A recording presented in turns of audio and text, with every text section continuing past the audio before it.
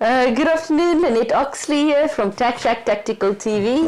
We're a bit late today.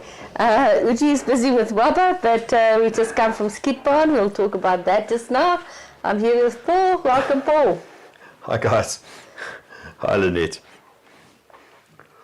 So, as I said, we're an hour late, so I see there's not a lot of people currently watching. So Not a lot. So I think we will have most people watching a little bit later when it comes up. I guess so. Tell us what's going on in terms of some of the directives that's coming up, because it's been problematic. So we had a really good run earlier this year with some really important directives coming out that were very helpful. The directive on telling the police how to deal with expired licensed firearms in the wake of the Constitutional Court order. That was very good. The directive that we managed to extract from the Free State Head of Legal Services, dealing with the Section 13, 15, 16, whatever. As long as you got a license, it's good to go. Leave the people alone. That was an excellent directive. Sorry, the dog's drinking water. And then you get the directive from the police dealing with security officers and their competence. And we can see where this comes from. Signed by the same people, by the way. Mushlala and Brigadier Bopape and Major General Momotete. But this one is a cock-up. Oh my Lord, it's a cock-up. I haven't even had time to hear, so you'll it's tell. It's an absolute cock-up. I'm hearing about it as well. And we've got a prop here, and the prop is actually not a security officer's competence. The prop is our own competence to trade. Okay? So this is something which the police are supposed to issue on a card. But in the last year or two, they haven't bothered to do that. Don't know why. But it bears the same grubby, stumbling paw prints as the security officer's competence, which they're issuing now. They're also issuing them now with a printout. And on the printout, similar to the competence to trade, it says here, it is hereby certified that the above person has successfully completed the prescribed test on the knowledge of the Firearms Act, Control Act 2000, and that he or she has successfully completed the prescribed training and practical tests regarding to the safe and efficient handling of a firearm. This is for dealer's competence. Bear that in mind. The Firearms Control Amendment Act number 28 of 2006. The Amendment Act, of 2006 stipulates that the competency certificate remains valid for the same period of validity as the period determined in the Act in the respect of the license to which the competency certificate relates. What license? What license? Security officers don't have a license. Dealers don't have licensed firearms. Which licensed firearm? We might have a lot of them. We have stock. We don't have license. They're not licensed. Security officers don't have firearms licensed to them. Security officers use the issued firearms of the company. You may get a firearm today that expires or that needs to be renewed tomorrow. Does that mean that your competency is only good until tomorrow? You may get a firearm that's license only expires in 2 years' time. Does that mean that that your competency expires in 2 years? It's a complete cock-up. Guys, please try to get it right. It's kind of important.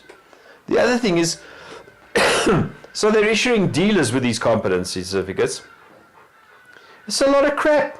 It doesn't work. Where you can work at a firearms dealership, you can have a competency to trade and not ever own a firearm.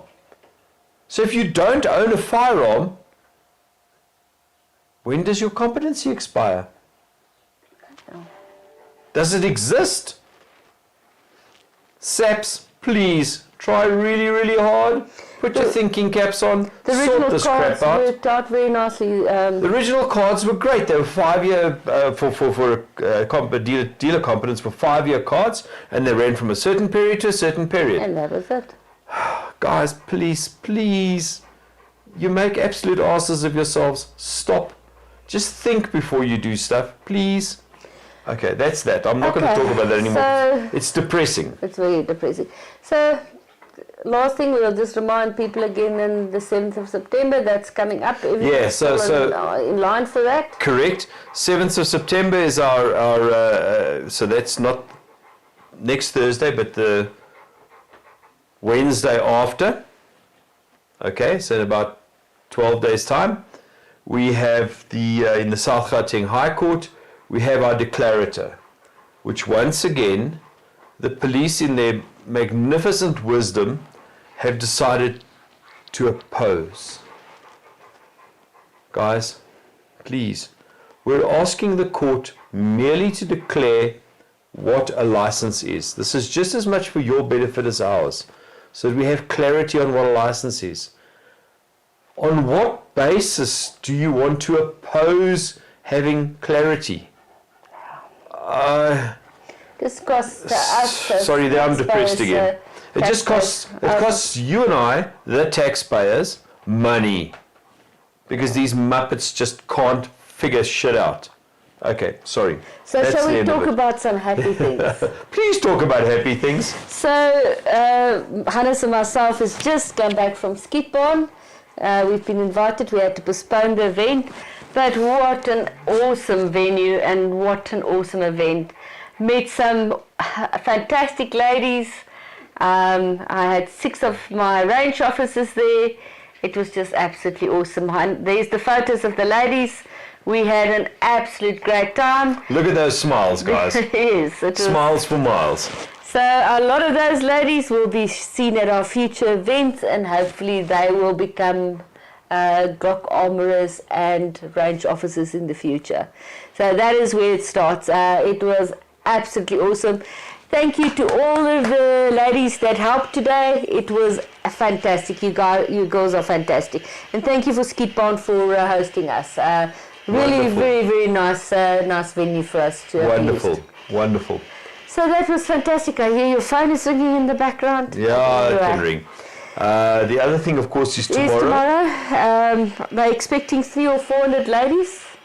Absolutely awesome venue. If you have some time, it's in Airfield in Benoni, Typhoon Street, if I remember right. Correct. We all grew up. And it's called at Brandwag Hoerskoel. Girls on Fire is also going to be there, and one of the speakers.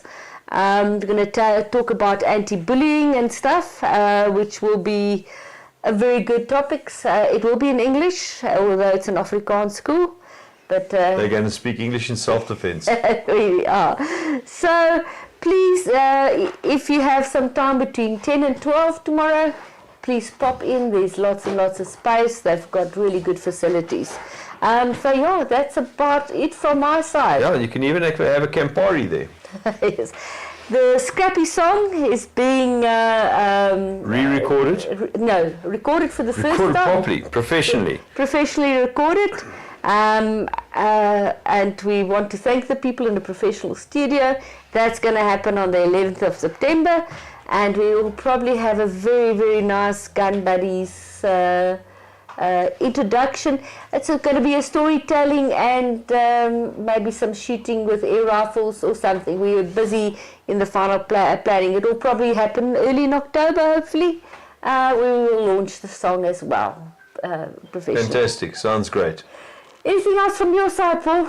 Guys, no, we're late today and we're short. Sorry for that. Yeah, it's just been a hectic week. Things are crazy. Yeah, it's been a hectic week. The week has not ended for me yet. No. So it's, I think, it's going to be, I think, it was a good Women's Month. We are starting to plan the Ladies Top Shot for next year now. It's going to be in August only next year. In Women's Month. In Women's Month.